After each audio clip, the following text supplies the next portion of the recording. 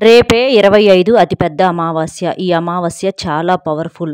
ఈ రోజున మీరు స్నానం చేసేటటువంటి నీటిలో ఇది ఒక్కటి గనక వేసుకొని చేసినట్లయితే మీకున్నటువంటి కష్టాలు, పాపాలు, దరిద్రాలు ఎందుకంటే మనం ఎప్పుడైనా సరే ఇప్పుడు ఈ జన్మలో అనుభవించేది ఈ జన్మలో చేసినటువంటి పాపపుణ్య ఫలితాలు కాదండి. గత జన్మలో చేసినటువంటి పాపపుణ్యాల ఫలితాల వల్ల ఈ జన్మలో మనం కష్టాలు అనుభవించాలా? లేదా సుఖాలు అనుభవించాలా? అనేది రాసిపెట్టి ఉంటుందన్నమాట.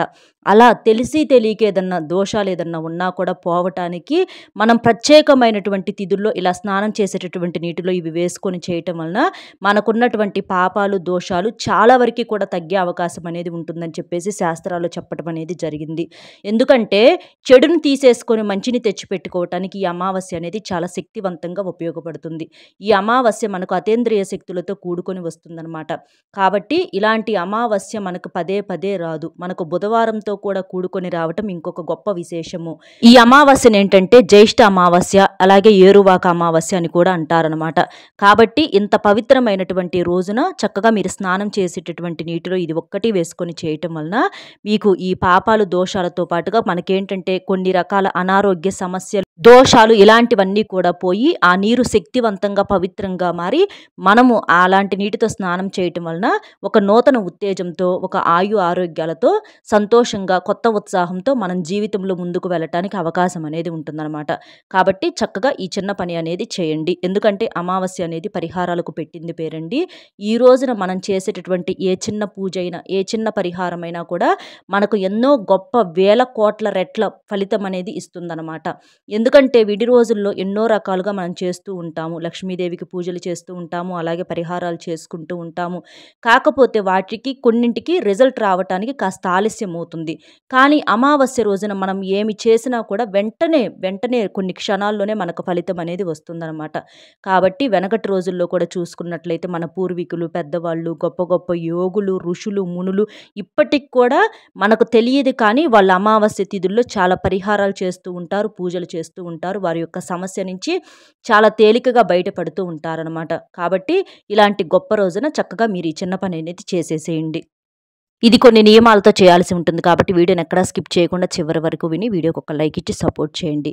ఈ రోజున ఏంటంటే సూర్యోదయానికి ముందుగానే లేవాలి. అలాగే తలకు ఎట్టి పరిస్థితుల్లో కూడా నూనె అనేది రాయకూడదనమాట. ఇంట్లో ప్రతి ఒక్కరూ కూడా తప్పనిసరిగా తలంటు స్నానం అనేది చేయాలి. పిల్లలు, పెద్దలు అందరూ కూడా సూర్యోదయానికి ముందుగానే లేచి మనం గుమ్మం బయట కూడా చక్కగా నీటితో శుభ్రంగా కడుక్కొని చక్కగా ముగ్గు అనేది వేసుకోవాలి. ఎందుకంటే అమావాస్య రోజున ముగ్గులు వేయకూడదు అది ఇదని చెప్పి చాలామంది అనుకుంటూ ఉంటారు. కానీ అవన్నీ కూడా పొరపాటేనమాట. అంటే భ్రమల్లాగా అనుకోవచ్చు అనమాట.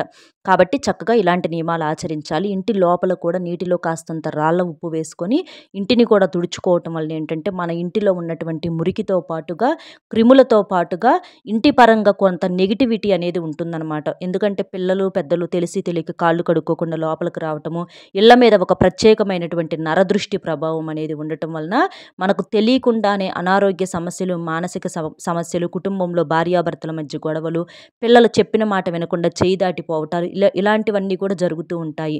ఇంకా ఆర్థికంగా చాలా రకాలైనటువంటి సమస్యలను ఎదుర్కోవాల్సి వస్తుంది. అప్పులు చేయాల్సినటువంటి పరిస్థితి అనేది వస్తుంది.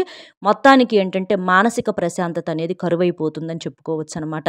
కాబట్టి అలాంటి దరిద్రం ఏదన్నా ఉన్నా కూడా పోవాలి. అలాగే నలుగురు ఏడుపులు, నరదిష్టి ప్రభావం కూడా మొత్తం తగ్గటానికి చక్కగా ఇంట్లో రాళ్ళ ఉప్పు వేసుకొని తుడుచుకోవటం ఎంతో ఉత్తమమైనది. శుభ్రంగా మూలలో ప్రతి గదిలో కూడా చక్కగా తుడిచేసి ఆ నీటిని ఏంటంటే మీరు డ్రైనేజీ కాలువలో పారవేసేసేయండి. అలాగే గుమ్మానికి ఇరువైపులు కూడా ఏంటంటే వేప కొమ్మలు ఉంటాయి కదండి, వేప కాడలు తీసుకొచ్చుకొని లేదా వేప మండలు అంటారు, అవి తీసుకొచ్చుకొని మీరు గుమ్మానికి ఇరువైపులా తగిలించడం వల్ల ఈ అమావాస్య రోజున ఎటువంటి చెడు అనేది మీ ఇంటిని తాకకుండా ఉంటుందన్నమాట. ఎందుకంటే వేప చెట్టు అంటే అమ్మవారి స్వరూపం. వేపాకులు కూడా మనకు చాలా శక్తివంతంగా ఉపయోగపడతాయి. ఇలా గుమ్మానికి మామిడి తోరణాలు కాకుండా అమావాస్య రోజున వేప తోరణాలైనా మీరు కట్టుకోవచ్చు అనమాట. అలా చేయటం వలన మనకు చెడు ఏది కూడా రాకుండా ఉండటానికి, ఆ తల్లి మన ఇంట్లో అడుగు పెట్టడానికి అవకాశం అనేది ఉంటుందన్నమాట. కాబట్టి చక్కగా ఇలాంటి చిన్న నియమాలనేవి ఆచరించాలి. తప్పనిసరిగా తలంటు స్నానం ఆచరించాలి. అలాగే ఉతికిన బట్టలు ధరించాలి. నలుపు రంగు బట్టలు పొరపాటును కూడా వేసుకోకూడదు. మాంసాహారం వండకూడదు, తినకూడదు. దూర ప్రయాణాలు ఏదన్నా ఉంటే మానుకోవాలి. ఈ రోజున శుభకార్యాలు ఏదన్నా ఉంటే చేయకూడదు. అలాగే ఏంటంటే కొంచెం ఏదైనా నూతన వస్తువులు కొనుగోలు, బంగారం అవ్వచ్చు, లేదా బండ్లు అవ్వచ్చు, లేదా ఇనప వస్తువులు అవ్వచ్చు, చీపుర్లు అవ్వచ్చు, ఇలాంటివి ఏవి కూడా రేపు కొనకుండా ఉంటే మంచిది. దూర ప్రయాణం తప్పనిసరి అని అనుకుంటే మీరు ఒక నిమ్మకాయ తీసుకొని చక్కగా పూజ చేసుకుంటారు కదా లక్ష్మీదేవి ముందల, పూజలో పెట్టుకొని ఆ నిమ్మకాయని మీ దగ్గర పెట్టుకొని మీ పని పూర్తి చేసుకొని వచ్చేటప్పుడు పడేయటం వలన సమస్య అనేది తగ్గుతుందన్నమాట. ఇంటి లోపలికి వచ్చేటప్పుడు తప్పనిసరిగా శుభ్రంగా కాళ్ళు కడుక్కొని రావాలి. ఎందుకంటే ఈ అమావాస్య రోజున చాలామంది కూడా ఏంటంటే రకరకాల దిష్టిలు, మిరపకాయలని, ఉప్పులని, ఎర్ర నీళ్ళని తీసేసి రోడ్డు మీద పోస్తూ ఉంటారనమాట. వాటిని మనం తొక్కినప్పుడు వారికి ఉన్నటువంటి చెడంతా మన కాళ్ళ వెంట మన ఇంటి లోపలికి ప్రవేశించే అవకాశం అనేది ఉంటుంది. కాబట్టి శుభ్రంగా కాళ్ళు చేతులు అనేవి తప్పనిసరిగా కడుక్కొని రావాలి. మనకు బుధవారంతో కూడా కూడుకొని రావటం ఇంకో గొప్ప విశేషం అండి. మన జాతక దోషాలను తీసేయటానికి, గ్రహాలను మనకు అనుకూలంగా మార్చుకోవటానికి బుధవారం అనేది చాలా శక్తివంతంగా ఉపయోగపడుతుంది. బుధవారంతో రావటం వల్ల మీరు చక్కగా లక్ష్మీదేవికి అలాగే వినాయకుడికి కూడా పూజ చేయటం వలన మీకు ఎంతో పుణ్య ఫలితం అనేది దక్కుతుందనమాట. వినాయకుని పూజ అనేది ఎంతో ఉత్తమం. మనకు తొలి పూజ ఎప్పుడు కూడా వినాయకుడికి చేస్తూ ఉంటారనమాట. వినాయకుడికి చేయటం వలన ఏంటంటే మనకున్నటువంటి కష్టాన్ని, నష్టాన్ని ఆ తండ్రి వెంటనే తీసేస్తాడు. అలాగే చాలా మందికి కూడా తెలియని విషయం ఏంటంటే అమావాస్య అంటే ముఖ్యంగా లక్ష్మీదేవికి ఎంతో ఇష్టమైనటువంటి రోజండి. ఈ రోజున సాయంత్రం సంధ్యా సమయంలో ఆ తల్లి భూలోకాన సంచరిస్తుందని చెప్పేసి శాస్త్రాలు చెప్పడం అనేది జరిగింది. కాబట్టి ఈ రోజున లక్ష్మీదేవి ముందల తప్పనిసరిగా మీరు దీపారాధన అనేది చేసుకోవాలన్నమాట. మీ శక్తికి తగ్గట్లుగా అంటే ఒక పాలు అవ్వచ్చు, లేదా పాయసం అవ్వచ్చు, 2 అరటి పండ్లు అవ్వచ్చు, లేదా ఒక మామిడి పండు, ఇట్లా బెల్లం ముక్క అయినా సరే మీరు నైవేద్యంగా సమర్పించి ఆ తల్లికి తెల్లటి పుష్పాలతో గనక మీరు పూజ చేసినట్లయితే ఆ తల్లి మీ ఇంట్లో తిష్ట వేసుకొని కూర్చుంటుంది. మీకు ఆ లక్ష్మీ తల్లి యొక్క అనుగ్రహం వలన మీకు సంపూర్ణంగా డబ్బు పరంగా ఉన్నటువంటి సమస్యలన్నీ కూడా తొలగిపోతాయన్నమాట. కాబట్టి ఈ రోజున తప్పనిసరిగా లక్ష్మీ పూజ చేయండి. మీ భర్త సంపాదన అనేది బాగా పెరుగుతుంది, రెట్టింపు అవుతుందన్నమాట. అలాగే ఈ రోజున ఏంటంటే ఆవు కనిపిస్తే కూడా ఆవుకు కూడా మీరు ఆహారంగా మీకు ఏది అందుబాటులో ఉంటే అది తినిపించండి. అంటే పచ్చిగడ్డి అవ్వచ్చు, లేదా బెల్లం అవ్వచ్చు, లేదా అన్నం అవ్వచ్చు. అంటే అన్నంలో కొంచెం బెల్లం పొడి కలిపేసేసి అట్లాగైనా పెట్టొచ్చు, లేదా బియ్యంలో కలిపైనా పెట్టొచ్చు, లేదా కొంచెం అంటే ఏదన్నా బియ్య పిండి కానీ అలాంటివి ముద్దలు చేసి రొట్టెల్లాగా చేసైనా సరే అట్లా పెట్టొచ్చు అనమాట. కూరగాయలైనా, ఆకుకూరలైనా మీ శక్తికి తగ్గట్లుగా ఆవుకు ఏదో ఒకటి, లేదా అరటి పండ్లైనా సరే తినిపించొచ్చండి. అలా గోమాత ఏంటంటే మనకు దైవంతో సమానం. 33 కోట్ల మంది దేవతలు కొలువై ఉంటారు. కాబట్టి మనం గోవుకి ఆహారంగా ఏదన్నా తినిపించడం వలన మన సమస్యలన్నీ తొలగిపోతాయి. అలాగే జిల్లేడి పూలతో ఈ రోజున మీరు పూజ చేయటం వలన ఎంతో బాగా కలిసి వస్తుందన్నమాట. మీకు ఈ రోజున శివాలయం అందుబాటులో ఉంటే చక్కగా శివాలయానికి వెళ్ళేసి శివారాధన చేసుకోవటం వలన మీకు ఎంతో పుణ్య ఫలితం అనేది దక్కుతుందన్నమాట. అలాగే ఈ రోజున మీరు స్నానం అంటే భోజనం చేసినాక చేయకూడదండి. ఒకవేళ మేము అలా ఉండలేము అని అనుకుంటే ఉదయాన్నే కాస్తంత టీ కానీ లేదా కాఫీ కానీ తాగి మీరు చక్కగా తర్వాత తలంటు స్నానం అనేది చేయవచ్చు. అంతేగాని భోజనం చేసి తలస్నానం అనేది చేయటం వలన మనకు ఎలాంటి పుణ్యం అనేది దక్కదనమాట. అలాగే గోర్లు కొరుక్కోవటము, జుట్టు విరబోసుకోవటము, ఇంట్లో గొడవలు పడటము, శాపనార్థాలు పెట్టుకోవటం ఇలాంటివి చేయటం వలన ఏంటంటే మనకు ఆర్థికపరమైనటువంటి సమస్యలు ఇంకా పెరుగుతాయి. అప్పులు చేయాల్సినటువంటి పరిస్థితి అనేది వస్తుందన్నమాట. కాబట్టి ఎప్పుడూ కూడా ఇంటిని వాకిలిని శుభ్రంగా ఉంచుకోవాలి. ఇలా చేయటం వల్ల మనకు బాగా కలిసి వస్తుంది. అలాగే ఈ రోజున ఏంటంటే మీ ఇంటి గుమ్మానికి గుమ్మడికాయ కట్టుకోవటం వలన కూడా ఎంతో మంచి జరుగుతుందన్నమాట. మీ ఇంట్లోకి లక్ష్మీదేవి అడుగు పెట్టడానికి అవకాశం అనేది ఉంటుంది.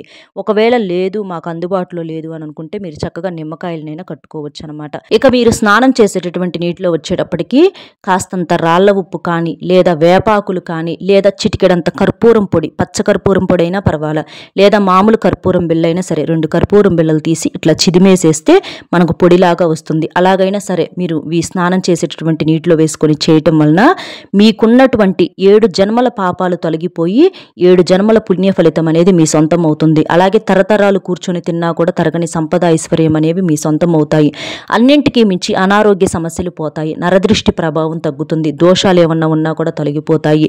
మీరు ఒక నూతన ఉత్తేజంతో శక్తివంతంగా మారటానికి, మీ యొక్క ఆయుష్ను పెంచుకోవటానికి, ఆరోగ్యాన్ని పెంచుకోవటానికి తెచ్చుకోవటానికి ఈ నీరు చాలా బాగా ఉపయోగపడుతుందన్నమాట. ఆ నీరు చాలా శక్తివంతంగా పవిత్రంగా మారతాయి అన్నమాట. కాబట్టి చక్కగా ఇలా నీటిలో మీకు ఏది అందుబాటులో ఉంటే వీటిని వేసుకొని స్నానం చేయటం వల్ల చాలా పుణ్య ఫలితం అనేది దక్కుతుంది. కటికే పేదవాడిని కూడా కుబేరుడిగా మార్చేటటువంటి శక్తి మీరు ఇలా చేయటం వల్ల ఉంటుందండి. ఆ నీరు మనకేంటంటే గంగా జలంతో అంటే నదీ స్నానంతో సమానం అవుతుందన్నమాట. కాబట్టి ఎంతో పుణ్య ఫలితం అనేది దక్కి ఆ లక్ష్మీదేవి మీ ఇంట్లో అడుగు పెట్టడానికి అవకాశం అనేది ఉంటుందన్నమాట. ఎందుకంటే చేసే చిన్న చిన్న నియమాలైనా సరే మనం నియమనిష్టలతో భక్తి శ్రద్ధలతో చేసినప్పుడు ఏంటంటే మనకు బాగా కలిసి రావడానికి అవకాశం అనేది ఉంటుంది. ఇలా చేసిన తర్వాత మీరు తప్పనిసరిగా లక్ష్మీదేవి ముందల దీపం వెలిగించడం మాత్రం పొరపాటును కూడా మర్చిపోవద్దు. అలాగే ఇంట్లో వాళ్ళు కూడా రేపు అమావాస్య కాబట్టి కాస్తంత రాళ్ళ ఉప్పుతో దిష్టి తీసివేసుకోండి. అలా చేయటం వలన చాలా మంచిది. కాలికి కూడా ఎడమ కాలికి నల్లదారాన్ని కట్టుకోవటం వలన మీకు నరదిష్టి సమస్యలన్నీ కూడా పూర్తిగా తొలగిపోయే అవకాశం అనేది ఉంటుందన్నమాట. ఇంకా ఈ రోజున మీరు రాళ్ళ ఉప్పును తీసుకొచ్చుకుంటే ఇంటికి మంచిది. అలాగే ఆకుపచ్చ రంగులో ఉండేటటువంటి యాలకులు, పసుపు ఇలాంటివి ఏవి తీసుకొచ్చుకున్నా కూడా మీకు బాగా కలిసి రావడానికి అవకాశం అనేది ఉంటుందన్నమాట. మీరు దారానికి ఒక తెల్ల దారానికి కాస్తంత పసుపు రాసేసి ఆ పసుపు దారానికి 21 యాలకులను గుచ్చి చక్కగా లక్ష్మీదేవి పటానికి మాలగా వేయండి. అలా వేయటం వలన ఈ యాలకుల మాల ఏంటంటే ధనాన్ని బాగా ఆకర్షిస్తుంది. ఈ యాలకుల మాల అంటే లక్ష్మీదేవికి ఎంతో ఇష్టం అన్నమాట. కాబట్టి యాలకులకి డబ్బుకి ఎంతో దగ్గర సంబంధం ఉంది. కాబట్టి ఇలా యాలకుల మాలను వేయటం వలన ఆ తల్లి మీ ఇంట్లో తిష్ట వేసుకొని కూర్చుంటుంది. ఇలాంటివన్నీ నియమాలు కూడా మీకు చిన్న చిన్నవైనా కూడా అంటే చాలామంది చేసుకోవటానికి కూడా సులువుగా ఉండేటటువంటివి అనమాట. కానీ వీటికి వచ్చేటటువంటి ఫలితం మాత్రం ఎంతో గొప్పగా ఉంటుంది. అలాగే ఏంటంటే మీరు ఇంట్లో ఆడవారు అవ్వచ్చు లేదా మగవారు అవ్వచ్చు, ఈ నలుపు రంగు బట్టలు స్నానం చేసిన తర్వాత ఎట్టి పరిస్థితుల్లో కూడా వేసుకోకూడదండి. మీరు చక్కగా స్నానం చేసిన తర్వాత ఏంటంటే సూర్య భగవానుడికి ఆర్జ్యం సమర్పిస్తే చాలా మంచిది. రాగి చెంబులో కాస్త నీటిని పోసుకొని కాస్తంత పసుపు లేదా ఏదన్నా ఎర్రని పుష్పాలు కానీ వేసుకొని తూర్పు ముఖంగా నిలబడి ఆ సూర్య భగవానుడికి ఆర్జ్యం సమర్పించడం వలన మీ కుటుంబం అంతా కూడా ఆయు ఆరోగ్యాలతో అష్టైశ్వర్యాలతో సంతోషంగా ఉండటానికి అవకాశం అనేది ఉంటుందన్నమాట. చక్కగా ఇట్లా స్నానం చేసే నీటిలో ఏం వేయాలో తెలిసింది కదా. అలా చక్కగా తల స్నానం చేసిన తర్వాత మీరు నుదుటిన ఇంట్లో దేవుడి దగ్గర కుంకుమ ఉంటుంది కదండి, ఆ కుంకుమను మీరు పెట్టుకోవటం వలన మీకు బాగా కలిసి రావడానికి అవకాశం అనేది ఉంటుంది. అర్థమైంది కదండి. రేపు స్నానం చేసేటటువంటి నీటిలో ఈ అమావాస్య రోజున ఏం వేసుకొని చేస్తే మీకు మంచి విశేషం అనేది కలుగుతుంది, ఆ తల్లి అడుగు పెడుతుంది కోట్ల రూపాయలతో అని చెప్పేసి మీరు ఊహించిన సంపదను చూసి ఆశ్చర్యపోతారు. అలాగే మంచి శుభవార్తలు వింటారు. మీ కోరిక ఏదైనా సరే తప్పకుండా నెరవేరుతుంది అనమాట.